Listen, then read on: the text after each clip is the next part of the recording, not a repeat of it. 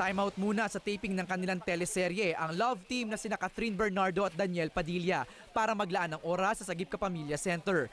Tumulong sila sa pagpapak ng relief goods. Kasi napack up din yung shooting namin. So yun, nagkaroon ng chance, nagkaroon ng time para tumulong talaga. So gusto naman talaga namin. Kami rin sa bahay nila mama, tsaka sila Catherine, sabay-sabay kami namili talaga. Kung luwag ka ngayon, maluwag tayo, mga naluluwag ngayon, yung mga tumulong muna.